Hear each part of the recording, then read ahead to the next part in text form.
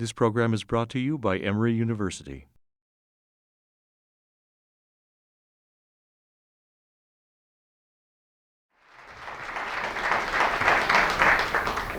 So this is a selection that moves around in time and in language. The first piece is an extract from the 18th century so-called Masnavi of Mir Hasan, which also known as the Sihr al-Bayan, or the Enchanting Story. It's romantic poetry. It contains elements of love, elements of the supernatural. And the passage we'll read, there's the figure of a prince, Benazir. You see, it can be a man's name as well as a woman's name. Here he is more or less a prisoner in paradise. So these following two sections consist of descriptions of the young prince Benazir and the Pari, the fairy Badre Munir, with whom he falls in love. In the first section, Benazir's preparations for the royal procession, his royal procession through the city, are described. Serve up that spirituous liquor, master of the winehouse, with which I can forget my worldly troubles. If you want to ease my heart, do not give me a cup used by others. O Saki, rinse away the dust and grime upon my heart. Bring me a freshly washed chalice filled with wine. In the bathhouse is the young Prince Benazir. This bright moon has gone there to bathe. His body drenched like a rose bathed in dew, his body glistening like a flash of lightning through the rain. Into the bathing pool went Benazir, like the image of the moon within a reflecting pool, his fair body and his dark drenched hair like dawn and dusk in the month of Savan. With scouring stones of emerald, servants began to scrub his feet, upon which the prince broke into tickled laughter, such that all there laughed along too. Young and old alike were taken with his innocent charm. Having washed and scrubbed the prince, they bedecked him in a kingly robe, so fully laden with precious stones that he resembled an ocean of jewels. Necklace, pendant, turban crest, and armband, his body was adorned with each. The gem-studded turban crest resembled the sparkling crest of a wave.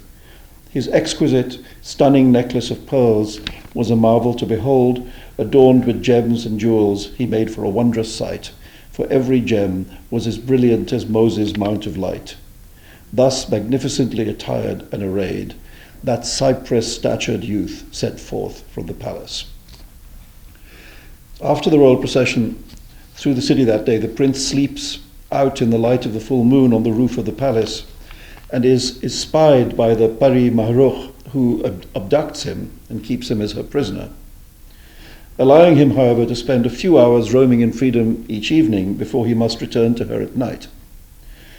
During one of these brief excursions, he happens upon the enchanting garden in which Badre Munir resides, and the poet's description of the garden followed by a description of Badre Munir herself.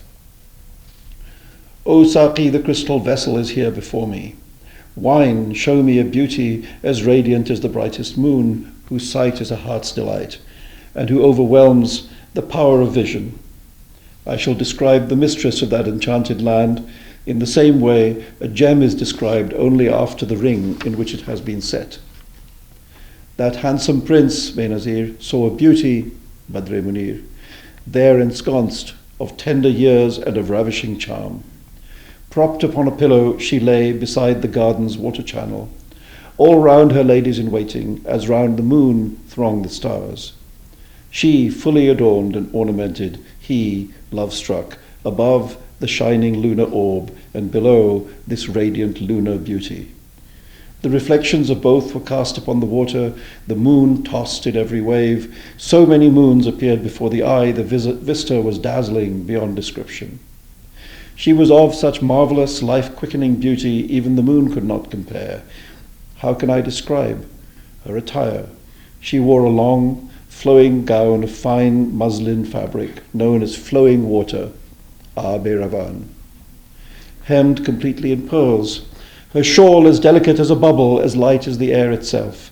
No match for it, that fine muslin cloth, known as dewdrop, Shabnam, would have covered itself from shame. Her fair glowing complexion radiant from head to shoulder, the flawless diamond at her neck like a star beside the moon, that short sleeveless shirt, that bodice studded with jewels, this fresh garden and the beginning of spring, that fine bosom and that open placket of her shirt, that resplendent bodice tightly tied, the hem of her pyjama sparkling like a flash of white lightning. See the sheer spotlessness of her attire. Even one's vision takes care not to sully it. Such adornments and a body like the moon. A band of 9 gems shimmers on her arm. Are those her bejeweled earrings, or is it the luminescent nimbus of the moon? Are those necklaces of pearls, or are they the strands of a lover's tears? The languor of those eyes, the tips of those lashes, those ear adornments laden with jewels, her double strand of pearls draped over a choker of pearls, are the envy of the disconsolate lover's tears. Adorned with a gleaming jewel necklace and chains of gold, her neck covered in beauty, her glittering chain of flower bud gems, itself enough to drive the diamond mad, is also hung with pearls. Like a rose petal studded with dew, how can I describe those jewel-covered wristlets, her hands crying out beneath their weight? A long diamond necklace set with precious stones draped across her bosom falls to her waist, her anklets fashioned of naught but pearls. Were my entire body to become nothing but tongues, still I would not be able to describe the exquisiteness of her figure. The preceding program is copyrighted by Emory University.